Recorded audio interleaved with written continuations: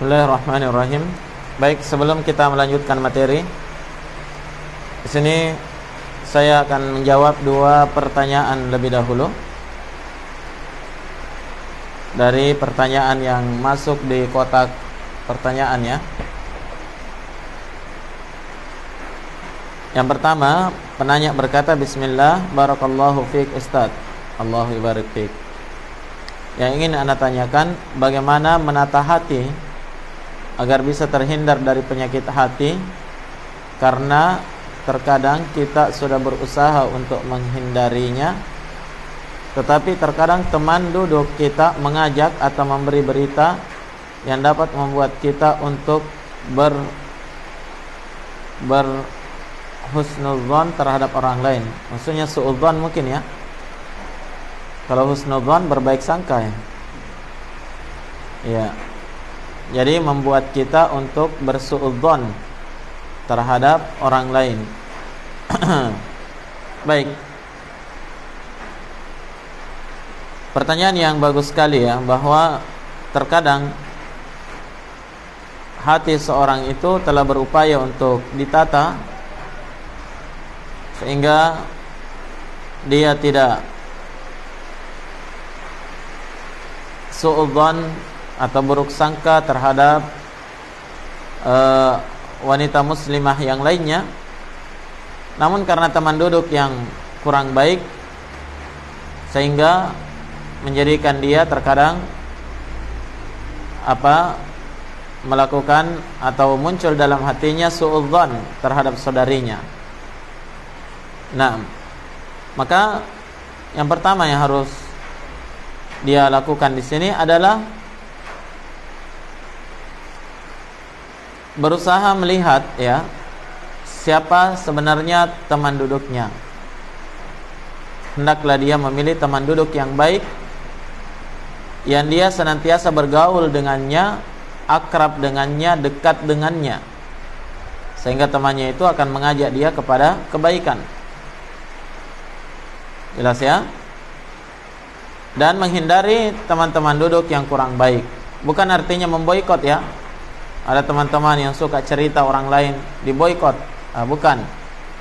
Tapi dihindari terlalu dekat dengannya. Nah, kenapa? Karena Nabi SAW bersabda, Al-mar'u ala dini khalilih, falyanzur ahadukum man yukhalil.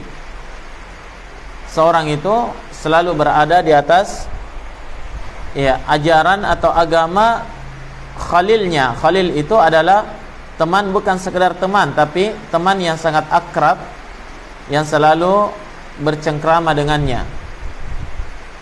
Nah, maka kata Nabi, falyanzur ahadukum, hendaklah salah seorang di antara kalian itu memperhatikan man yukhalil, siapa teman duduknya, ya, siapa teman akrabnya itu. Nah, sehingga dia memilih teman-teman yang bisa membawa dia kepada kebaikan. Ya, teman-teman yang tidak akan merusak hatinya. Naam, terlebih lagi perasaannya terhadap orang lain. Kemudian yang kedua, ketika misalnya ya ada teman yang berbuat seperti itu, maka diupayakan untuk dinasihati, diingatkan ya. Diingatkan jangan sampai berlarut-larut seperti itu, sehingga ya nanti dia akan terjatuh di dalam kebiasaan untuk suka misalnya menggunjing orang. Bentuk kasih sayang kita kepada saudari kita ketika kita mengingatkannya di saat dia tergelincir. Ya, teman yang baik itu adalah teman yang tidak membiarkan kita tergelincir, tetapi berupaya untuk menarik kita. Nah, kemudian banyak minta doa kepada Allah Subhanahu wa taala agar hati kita ini selamat dari segala macam penyakit hati, terutama hubungan kita dengan manusia. Sebagaimana doa yang disebutkan dalam Al-Qur'an, Rabbana la taj'al fi qulubina ghillan lilladzina amanu.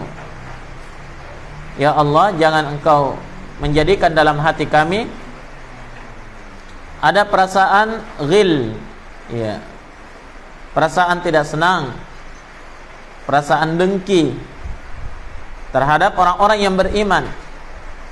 Ya, siapapun dia, selama dia beriman, maka kita mohon kepada Allah, semoga Allah Subhanahu wa taala membebaskan kita dari kedengkian terhadap orang lain. Wallahu taala a'lam. Penanya yang kedua berkata, bismillah, afwan Ustaz, tadi Ustaz sampaikan bahwa wanita haram menggunakan parfum. Bagaimana dengan laundry? Barakallahu fiik. Allah yubarik fiik. Tadi saya katakan bahwa wanita itu haram menggunakan parfum untuk keluar rumah atau ketika ingin berinteraksi dengan lelaki ajnabi yang bukan mahramnya. Tidak boleh dikatakan secara mutlak wanita haram menggunakan parfum.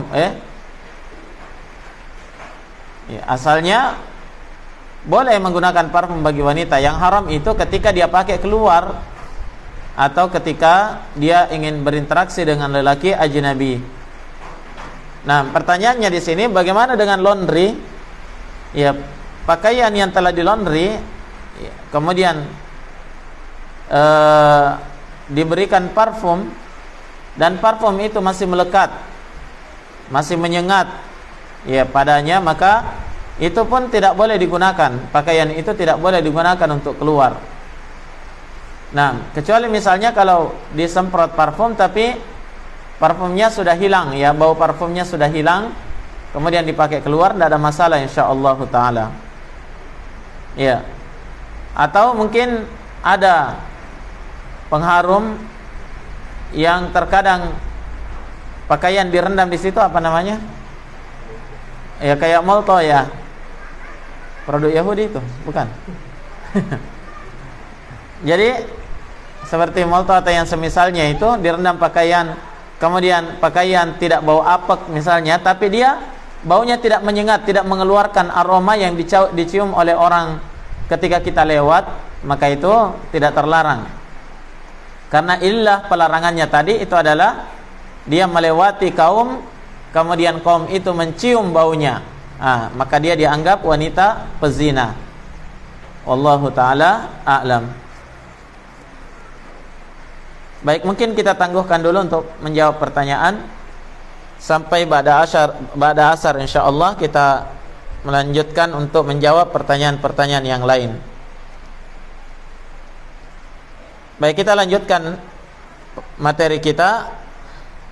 Dan pada sore hari ini walhamdulillah, ya, insyaallah taala kita akan masuk pada materi atau tema yang baru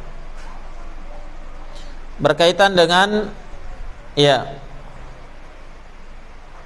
lelahmu itu tidak akan sia-sia. Lelahmu di dalam mengurus keluargamu itu tidak akan sia-sia. Baik, akhwati fillah yang dirahmati oleh Allah Subhanahu wa taala, perkara yang tidak dapat dipungkiri ya, bahwasanya seorang wanita, terlebih lagi dia seorang ibu rumah tangga, di dalam melaksanakan tugasnya sehari-hari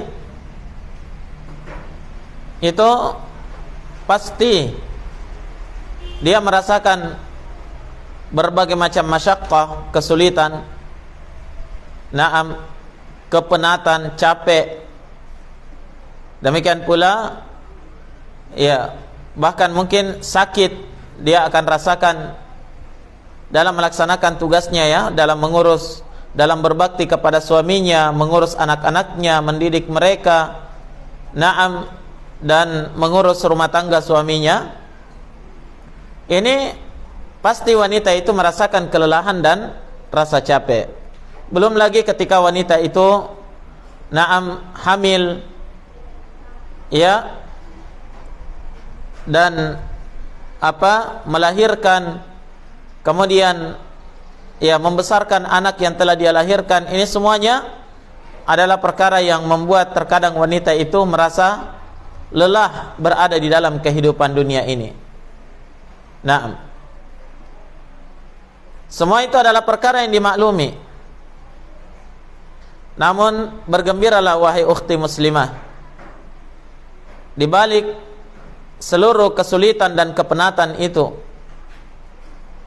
di sana ada pahala yang sangat besar dipersiapkan oleh Allah.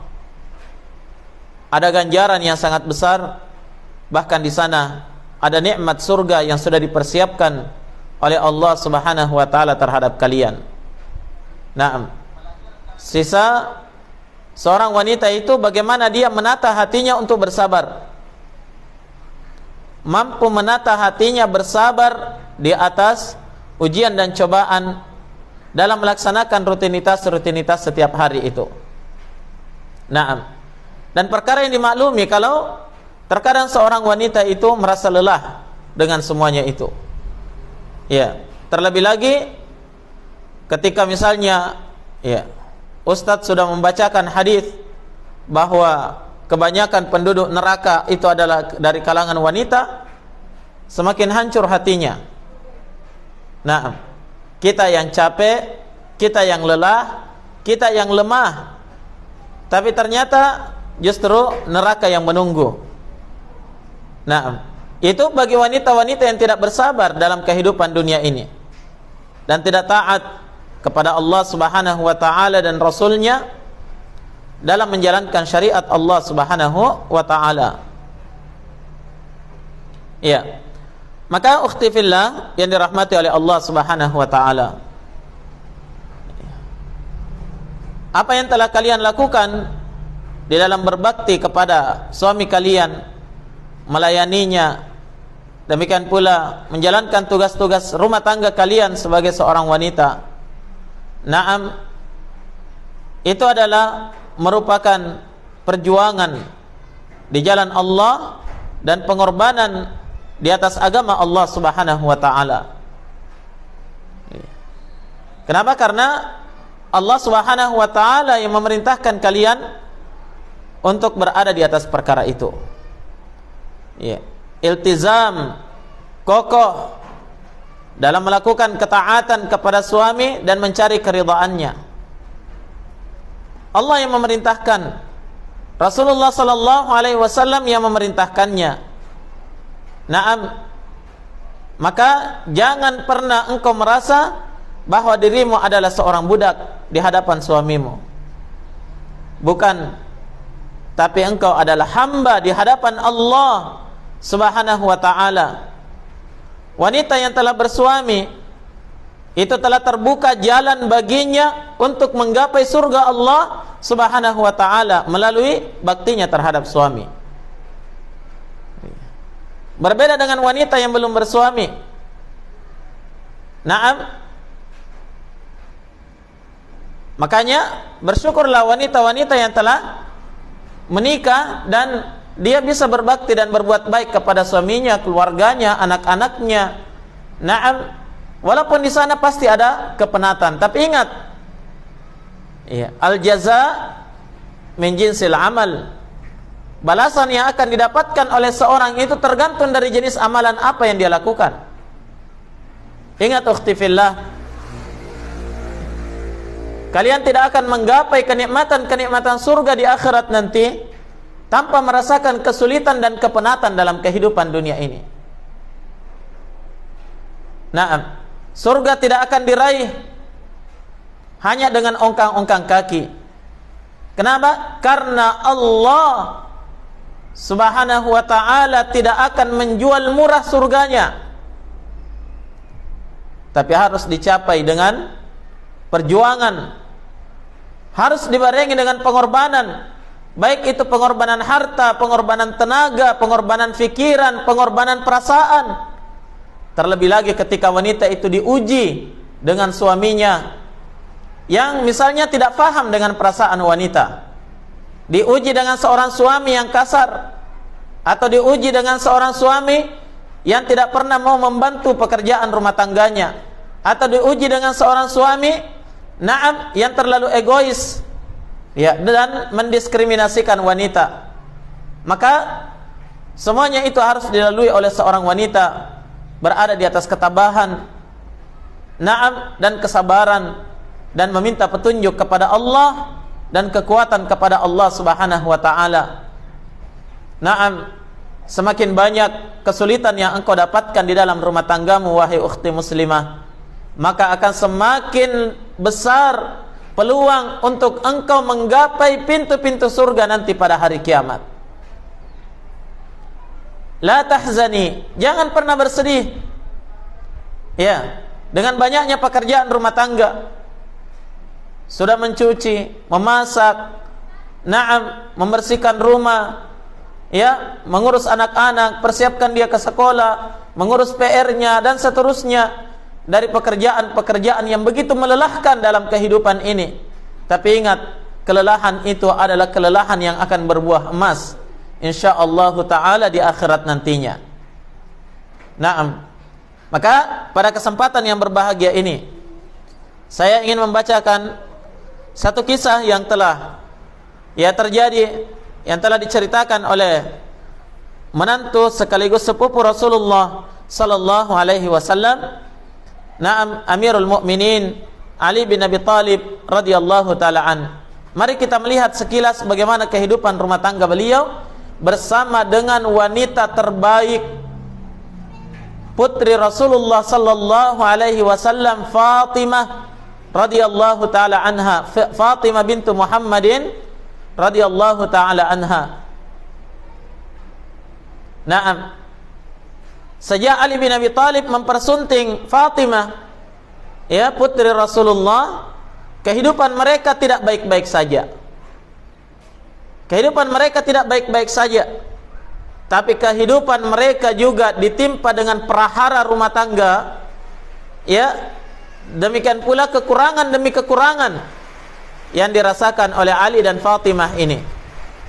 Tapi subhanallah, lihat putri seorang Nabi dan Rasul, putri seorang manusia terbaik, naam, bagaimana dia terdidik di dalam menjalankan tugas-tugasnya dengan begitu sabar. Baik, diriwayatkan oleh Imam Al-Bukhari di dalam sahihnya, juga oleh selainnya, dari Amirul Mukminin Ali bin Abi Thalib radhiyallahu taala an. Beliau berkata, Anna Fatimah tashakat ma talaqqa fi yadiha min ar-raha. Kata Ali, pernah Fatimah radhiyallahu taala anha mengeluh dari penatnya bekerja seharian, di tangannya itu melepuh karena bekerja. Jadi tangannya Fatimah, tangan yang mulia itu melepuh karena bekerja seharian untuk rumah tangganya. Ya, beliau mengadon roti, naam, beliau menggiling gandum, kemudian mengadonnya menjadi roti, membakarnya, ya, membuatkan idam untuknya dari minyak samin dan seterusnya, sampai-sampai disebutkan dalam satu riwayat, ya, demikian beratnya pekerjaan Fatimah radhiyallahu taala anha sampai-sampai tangannya itu melepuh. Naam, dan wajahnya itu telah berubah warna dari seorang wanita yang memiliki kulit yang putih bersih, namun ya, telah berubah warna karena asap pembakaran roti yang dia lakukan pada setiap harinya. Nah, maka dalam satu riwayat juga disebutkan bahwa Ali bin Abi Thalib beliau yang lebih dahulu mengeluh kepada istrinya tercinta. Ali berkata kepada Fatimah di suatu hari, wallahi laqad sanawtu hatta ishtakaitu dhahri.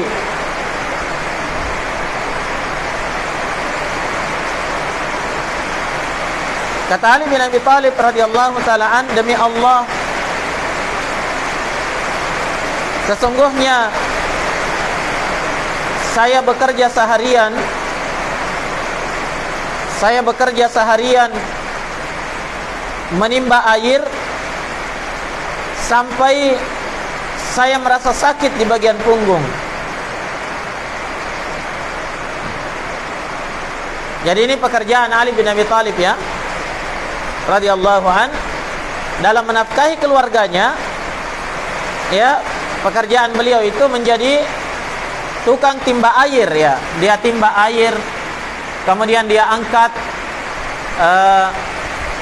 ke rumah-rumah orang-orang yang ada di Madinah, sehingga dia mendapatkan upah dari jasanya tersebut. Nah, dia mendapatkan upah dari jasanya tersebut, mengangkat air. Seharian beliau bekerja, sampai sakit punggungnya. Maka dia, ya sebagai seorang suami tentunya dia butuh perhatian istrinya, begitu ya. Ya, maka dia sampaikan kepada istrinya, punggung saya ini sakit karena seharian bekerja, angkat air, menimba air. Maka Fatimah radhiyallahu taala anha berkata, wa ana wallahi laqad tahantu hatta majalat yadaya. Dan saya juga, wahai suamiku, demi Allah, seharian saya mengadon roti, menggiling, sampai kedua tangan saya ini sudah melepuh. Coba perhatikan bagaimana dua manusia yang mulia itu, suami istri yang begitu bahagia.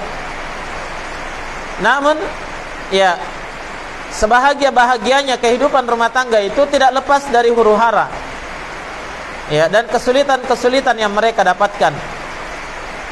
Ali bukan orang kaya ketika itu di Madinah.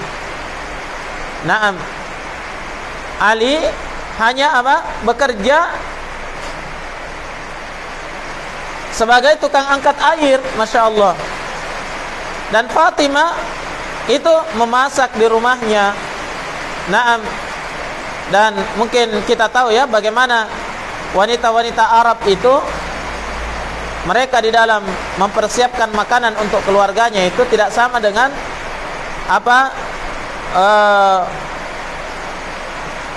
menghidangkan masakan-masakan di Indonesia. Kalau kita paling ya beras dan seterusnya ya dimasak. Kalau mereka roti itu harus dibakar, diadon dulu, kemudian dibakar, ya. Maka Fatimah juga mengeluhkan beratnya pekerjaannya di rumah. Faqala laha, maka Ali bin Abi Thalib radhiyallahu taala anha berkata kepadanya, kepada istrinya, laqad jaa abaka sabiyun fadhhab ilaihi fastakhdimihi utlubi khadiman wa jariyatan takhdumuki.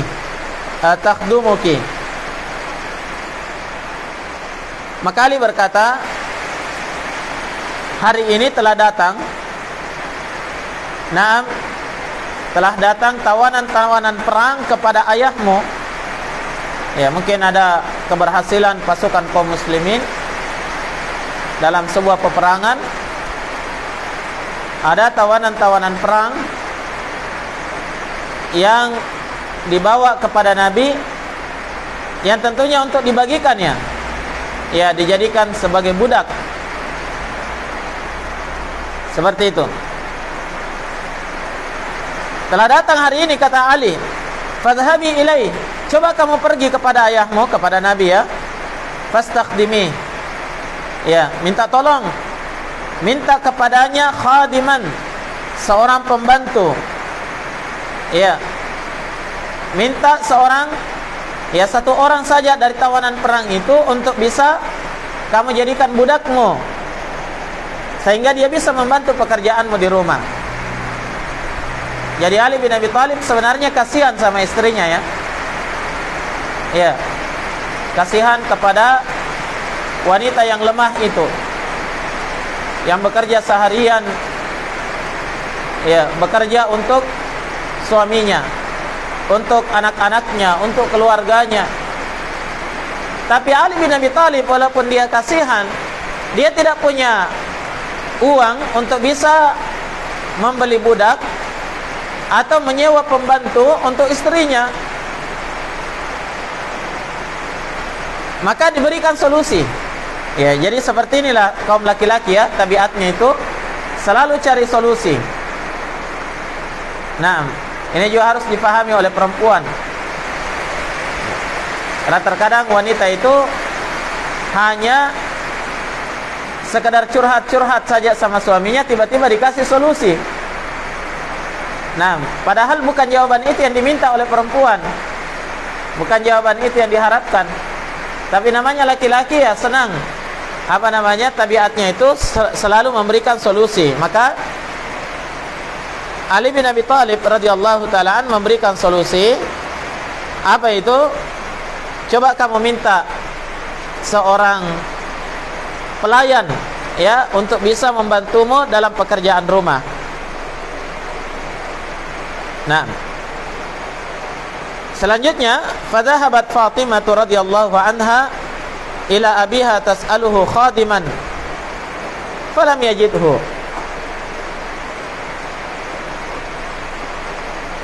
Fadzakarat dzalika li Aisyah radhiyallahu taala anha. Maka Fatimah radhiyallahu taala anha pergi menemui ayahnya. Fatimah pergi kepada Nabi. Beliau pergi kepada Nabi sallallahu alaihi wasallam. Kemudian beliau bertanya, meminta seorang pembantu, ya, seorang pelayan kepada ayahnya, kasih saya juga satu, begitu ya. Tapi falam yajidhu, Fatimah tidak mendapatkan Nabi ada di rumah. Mungkin Nabi lagi sibuk di luar ya. Ya, Fatimah tidak mendapatkan ayahnya ada di rumah. Kebetulan ketika itu Fatimah datang ke rumahnya Aisyah. Maka Fatimah hanya titip pesan kepada Aisyah, ya. Fatimah cuma titip pesan saja kepada Aisyah, ya, kalau ayahku nanti datang, tolong sampaikan saya juga minta satu budak, ya, supaya bisa menjadi pelayan. Ya.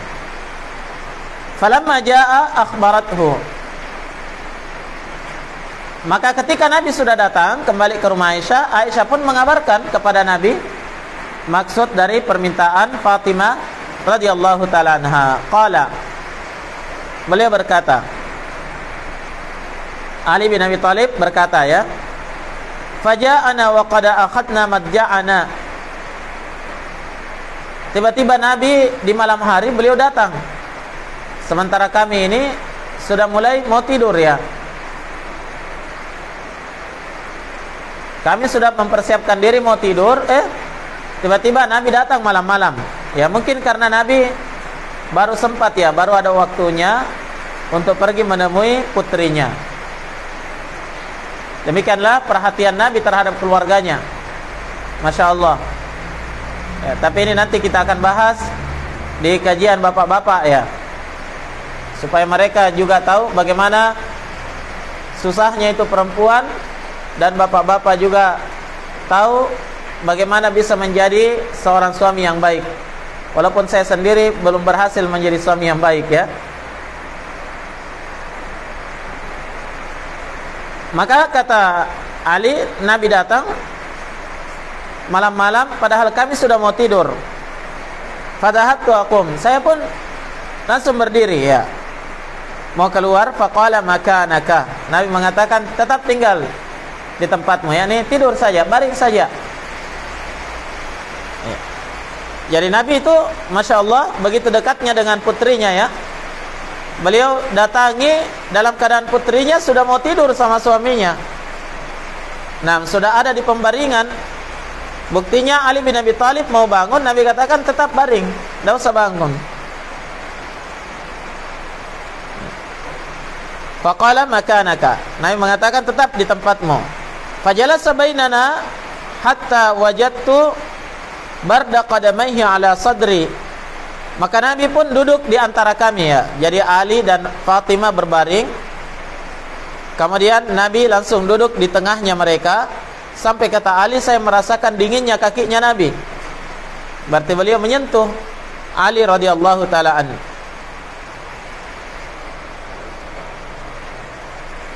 Setelah Nabi datang berusaha mendekati putrinya, apa yang Nabi katakan? Iya. Karena putrinya minta seorang pembantu tadi. Kata Nabi, wallahi la u'tiki jariyatan wa ad'u ahlas suffati tatwi butunahum. Demi Allah, wahai putriku, saya tidak akan memberikan kepadamu seorang pembantu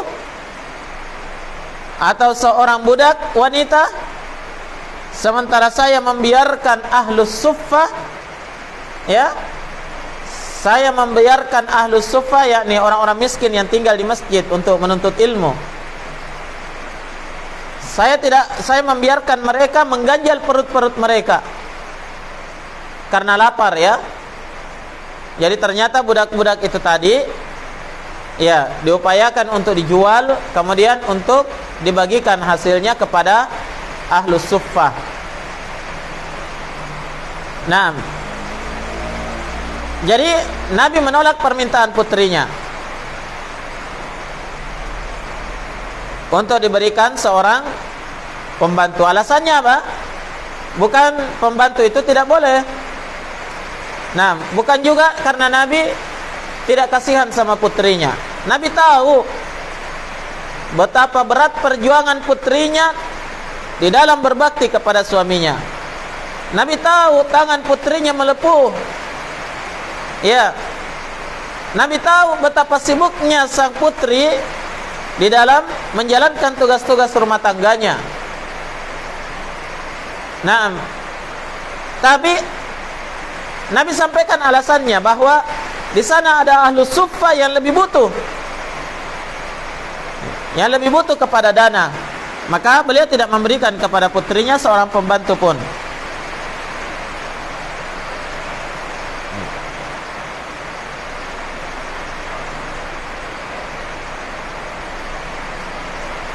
Faqal, kemudian Nabi SAW lanjut bersabda, karena beliau tidak memberikan, ya, seorang budak kepada Fatimah, tapi Nabi memberikan yang lebih baik. Apa itu? Kata beliau, ala adullukum ala ma huwa khairun lakum min khadim. Maukah kalian berdua saya tunjukkan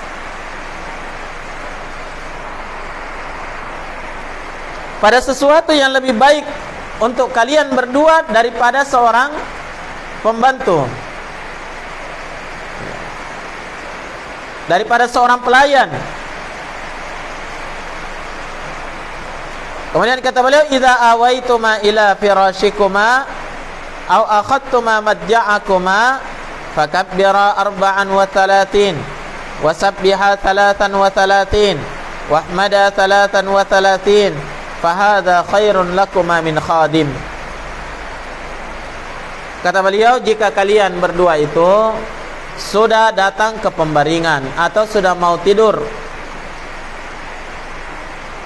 maka bertakbirlah 34 kali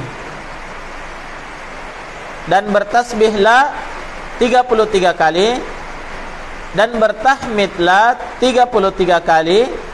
Maka ini lebih baik bagi kalian berdua daripada seorang pelayan.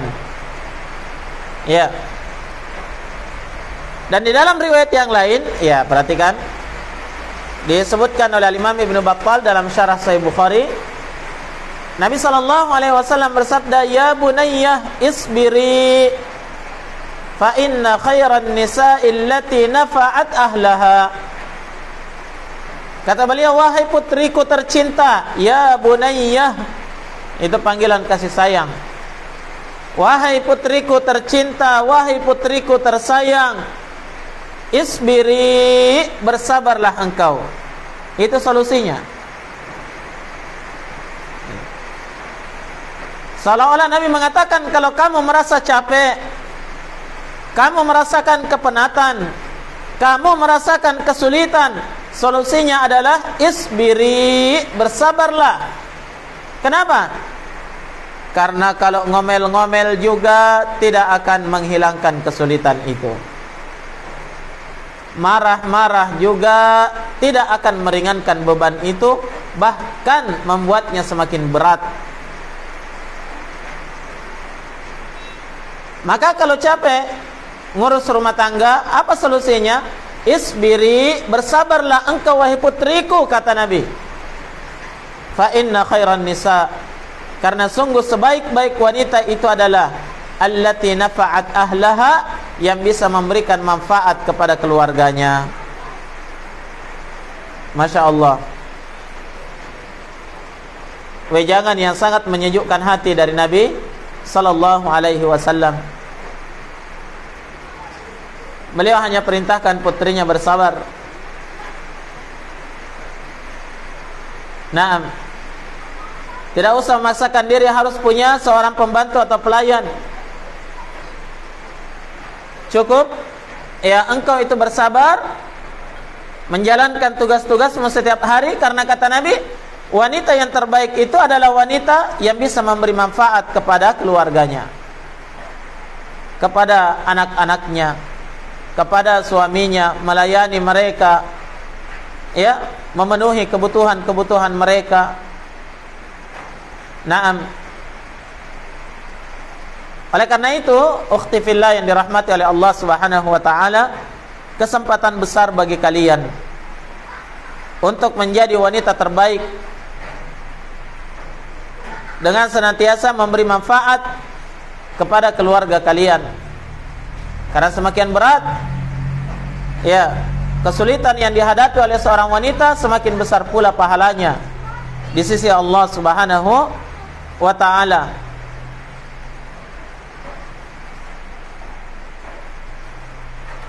Nah, Al-Imam An-Nawawi rahimahullah berkomentar ya tentang apa pekerjaan wanita di rumah. Kata beliau, innaha sunnatun hasanah sarat 'alaiha nisa'ul muslimin. Sesungguhnya pekerjaan wanita-wanita di rumah ya, dari segala macam tetek bengeknya ya, mulai dari memasak, mencuci pakaian, mencuci piring, naam, membersihkan rumah, merapikan tempat tidur ya, dan seterusnya, mengurus anak, dan pekerjaan-pekerjaan yang melelahkan dan membosankan itu. Naam, ternyata kata Imam An-Nawawi, rutinitas wanita ini adalah sunnatun hasanah, sunnah yang baik, yang wanita-wanita muslimin, wanita-wanita kaum muslimin sejak dahulu itu melaksanakan apa yang mereka, yang menjadi tugas-tugas mereka itu.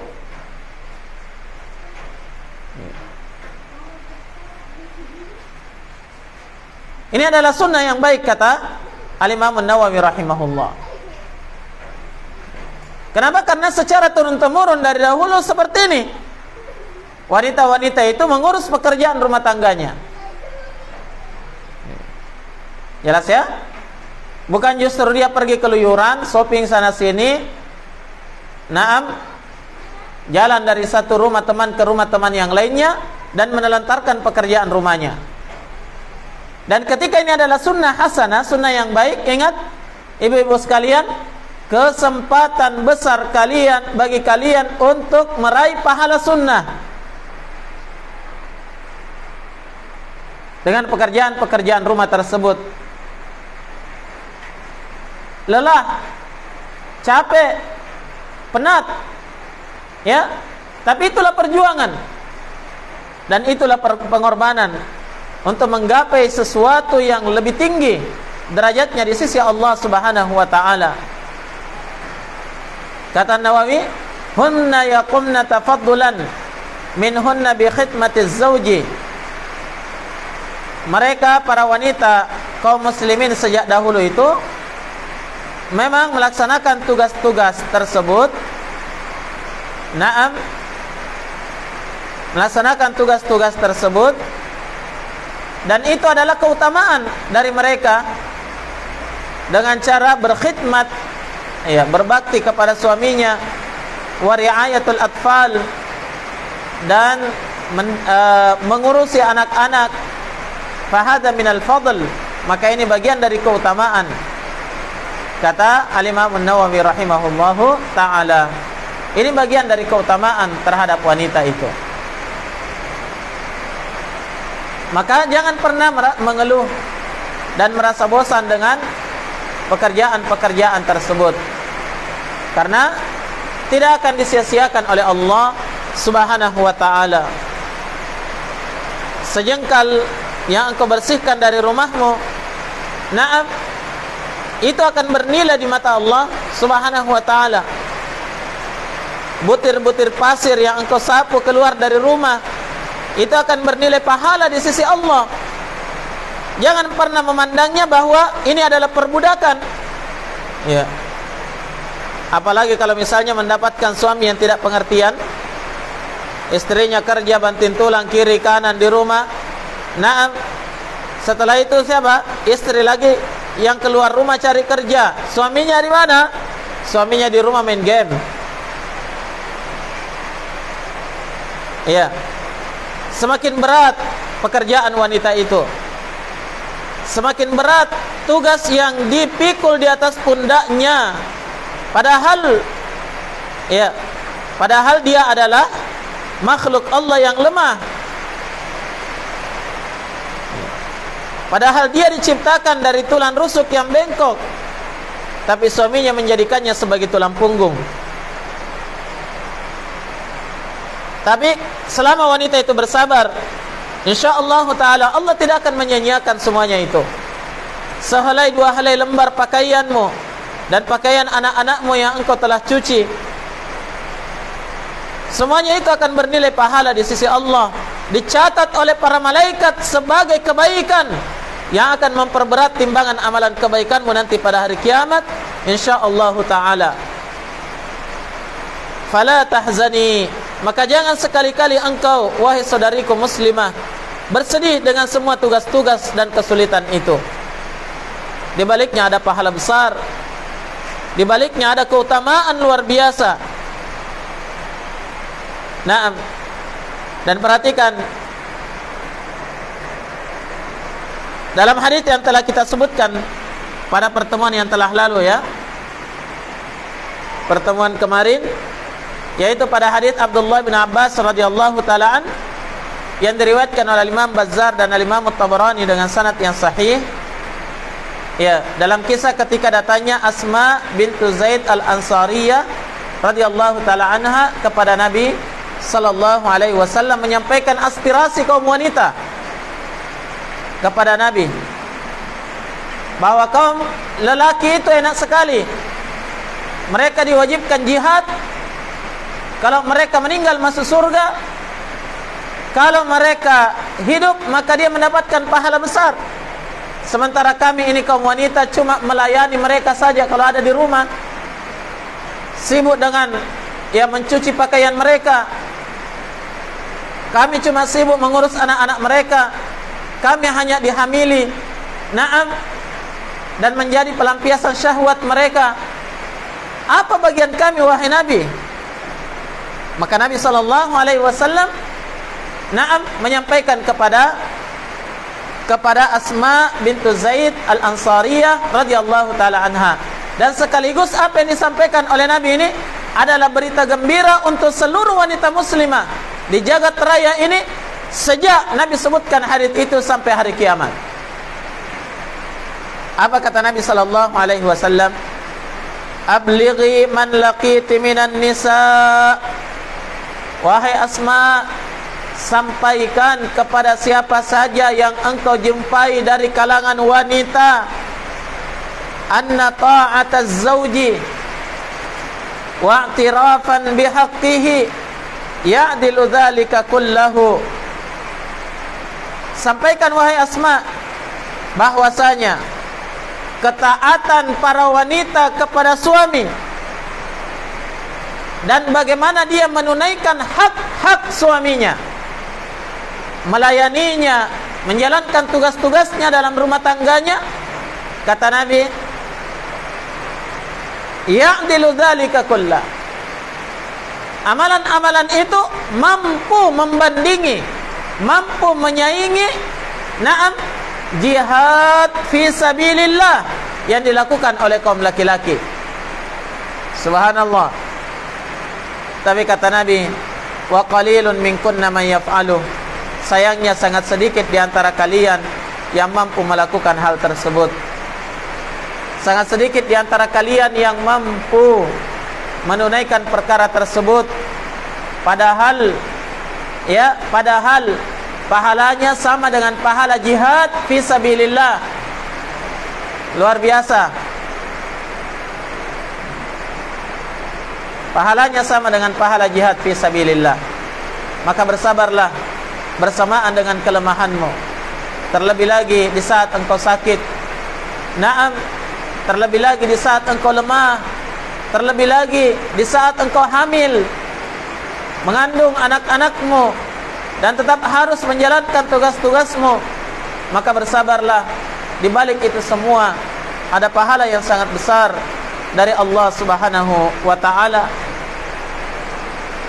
Bukankah Nabi sallallahu alaihi wa ala alihi wasallam bersabda dalam hadis Anas bin Malik riwayat al-Imam Tirmidzi, kata beliau, inna 'idhamal jazaa ma'a 'idhamil bala wa inna Allah azza wa jalla idza ahabba qauman ibtalahum. Kata Nabi sallallahu alaihi wasallam, inna 'idhamal jazaa, sungguh besarnya balasan, besarnya pembalasan yang akan didapatkan oleh seseorang itu tergantung dari 'idhamil jazaa, 'idhamil bala, seberapa besar bala, ujian dan cobaan, seberapa berat kesulitan-kesulitan yang dihadapi itu. Dan sungguh Allah azza wa jalla, jika Allah mencintai suatu kaum atau mencintai seseorang, ibtalahum, Allah akan memberikan bala kepada mereka. Nah, maka dari itu ibu-ibu sekalian, jangan pernah menyangka, jangan pernah menyangka bahwa ada orang di permukaan bumi ini baik-baik saja.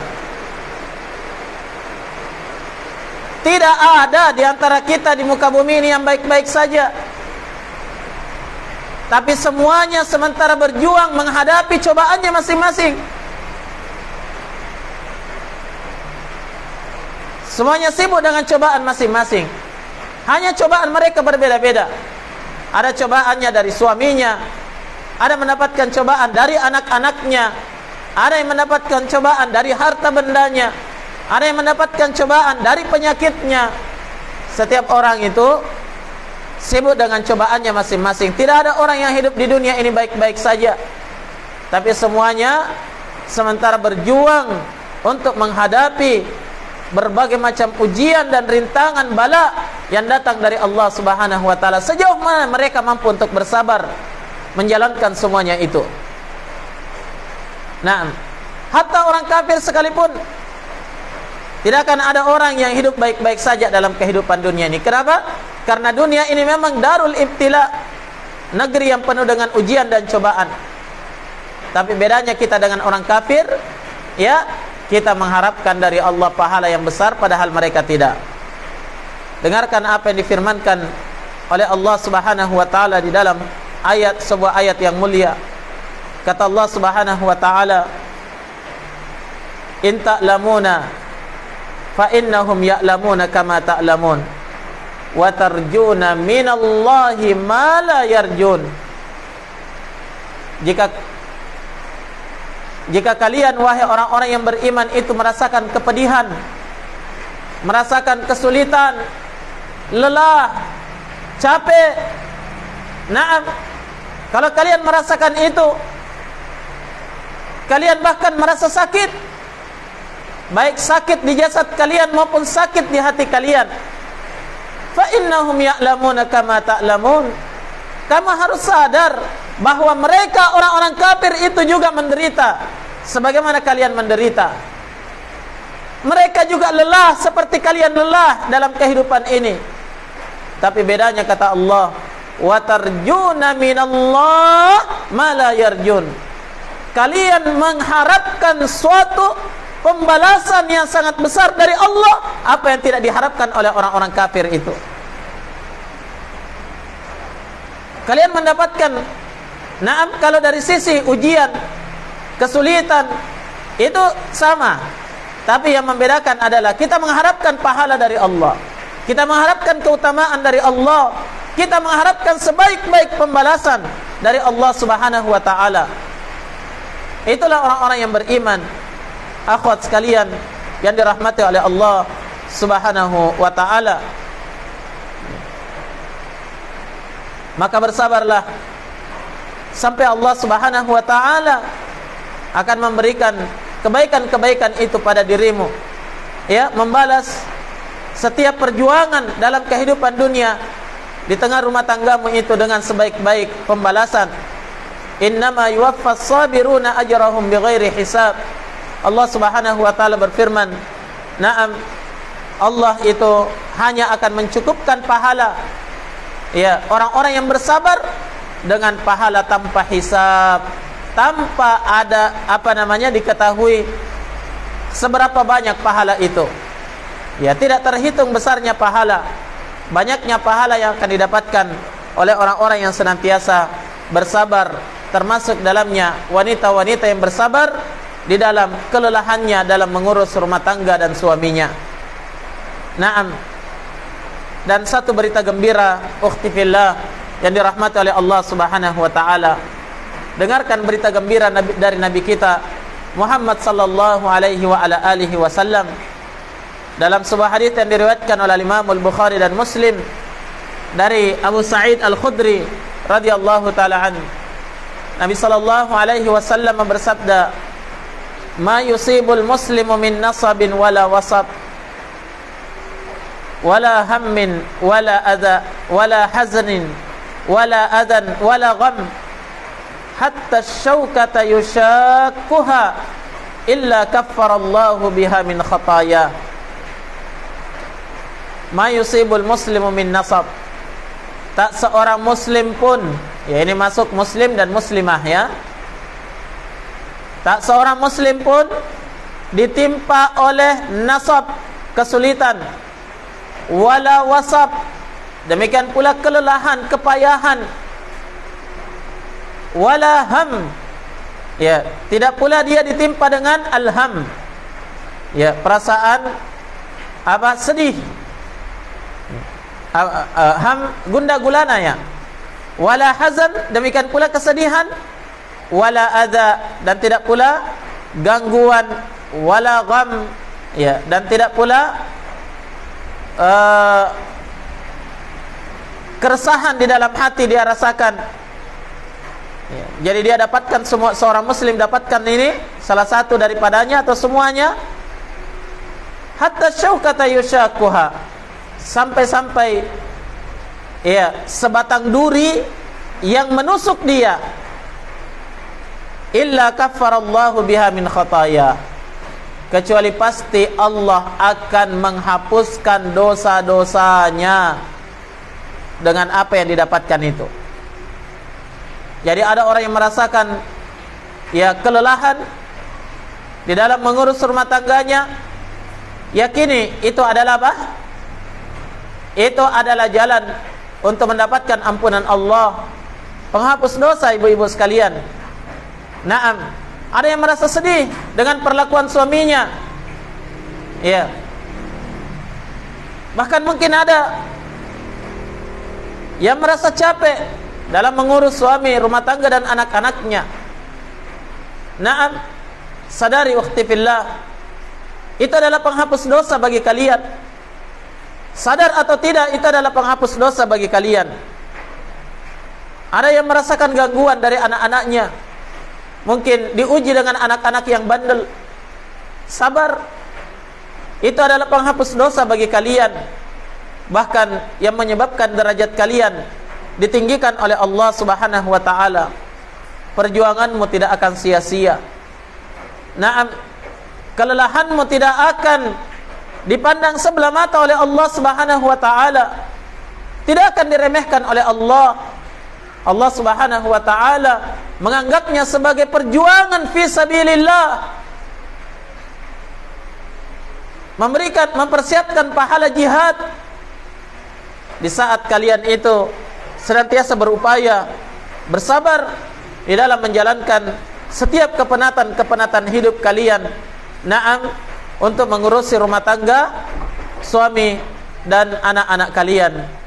Ukhti fillah yang dirahmati oleh Allah Subhanahu wa taala, kami tahu betapa beratnya perjuangan kalian. Kami faham betapa banyaknya tugas-tugas yang harus kalian laksanakan. Dan kami tahu betapa beratnya beban-beban itu berada di atas pundak-pundak kalian yang lemah. Naam, tapi saudariku yang dirahmati oleh Allah Subhanahu wa taala, di saat engkau merasakan beratnya kehamilan, bahkan sulitnya ketika akan melahirkan seorang anak, perjuangan antara hidup dan mati seorang wanita dalam melahirkan anak-anaknya, kita ini hanya bisa mendoakan dan bisa memberikan semangat, motivasi bahwa di balik perjuangan itu ada pahala yang besar yang Allah Subhanahu wa taala siapkan untuk kalian. Naam, pahala jihad fi sabilillah. Terlebih lagi terhadap seorang wanita yang ditakdirkan oleh Allah meninggal di dalam perjuangannya melahirkan seorang anak. Ya, mereka itulah para syuhada, wanita-wanita yang mati syahid, sebagaimana yang diterangkan oleh Nabi sallallahu alaihi wa ala alihi wasallam dalam hadits Jabir ibnu Atiq radhiyallahu taala an, diriwayatkan oleh Imam Abu Dawud, Ibnu Majah dan selainnya dengan sanad yang sahih. Kata Nabi sallallahu alaihi wasallam, "Asy-syuhada'u sab'atun siwal qatli fi sabilillah." Orang-orang yang mati syahid itu ada 7 golongan selain daripada orang yang terbunuh di jalan Allah. Jadi selain daripada orang-orang yang meninggal dalam perang fi sabilillah, ada 7 golongan yang lainnya yang termasuk ya golongan orang-orang yang mati syahid. Siapa mereka? Kata Nabi, al-mat'un syahid. Orang-orang yang meninggal karena penyakit ta'an, ya penyakit menular. Mereka itu mati syahid.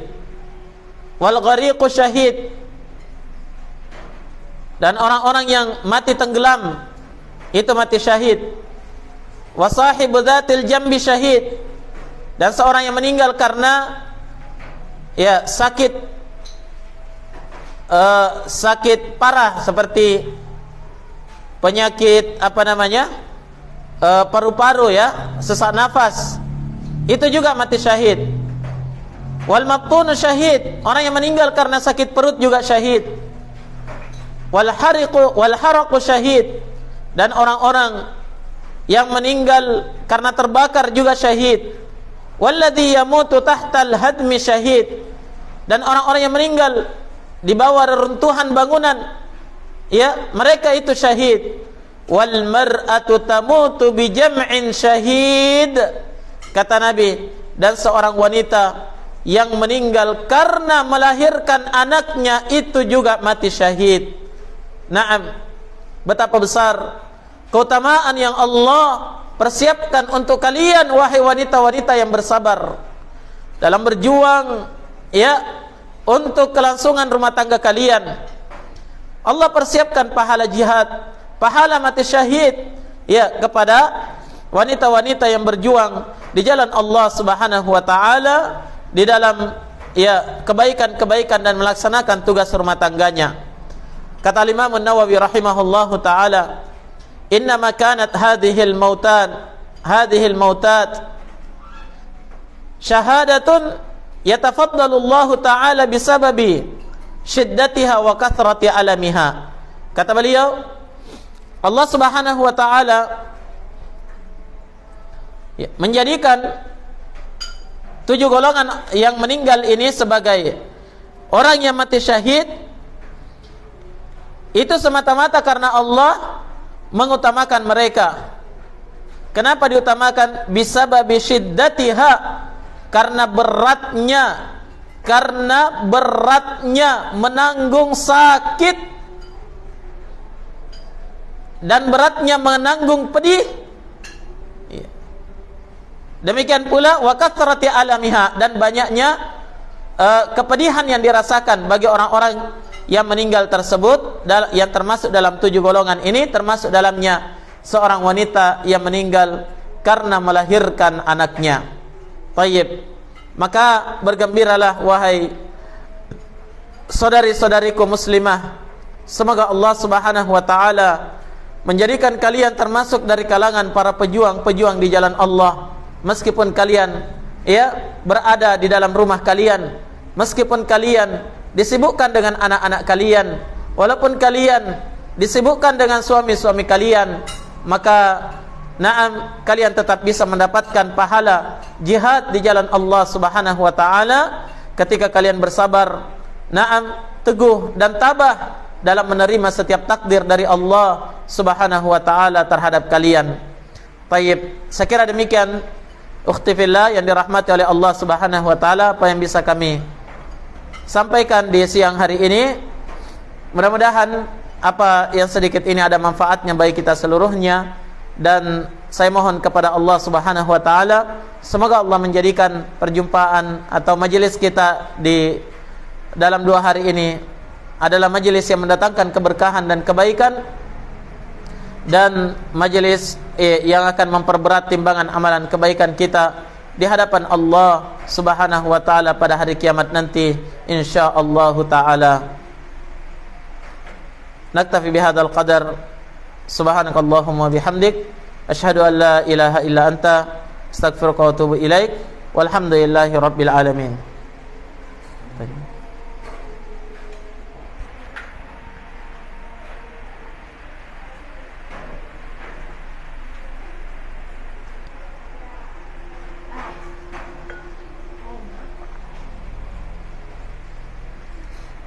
Habis.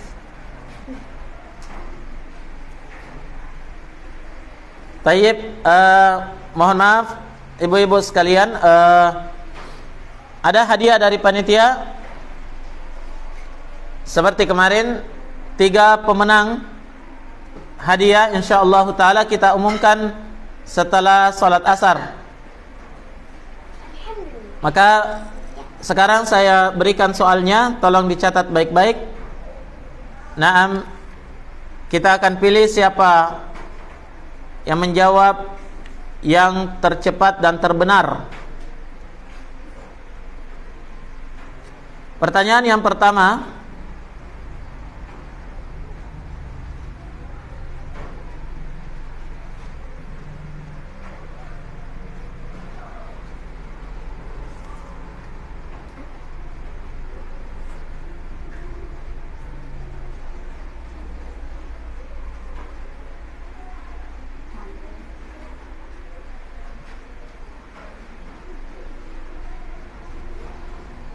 yang pertama, sebutkan 1 contoh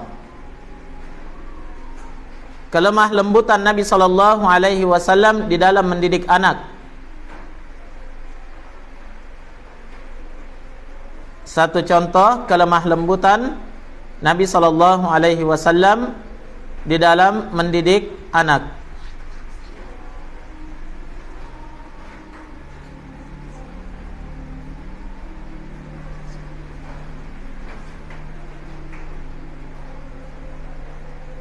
Pertanyaan yang kedua,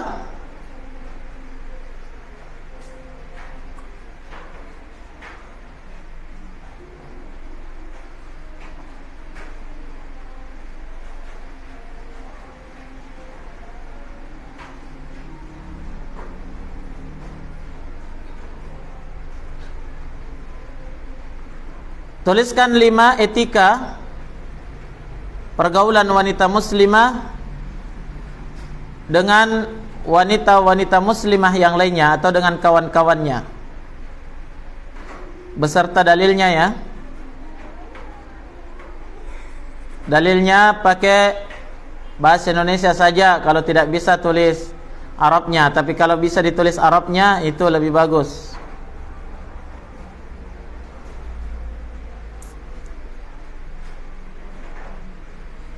Pertanyaan yang ketiga,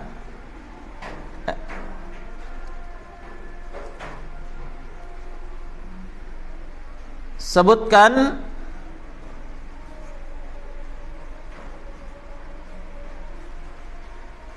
Sebutkan 7 golongan orang yang tergolong mati syahid selain meninggal di jalan Allah.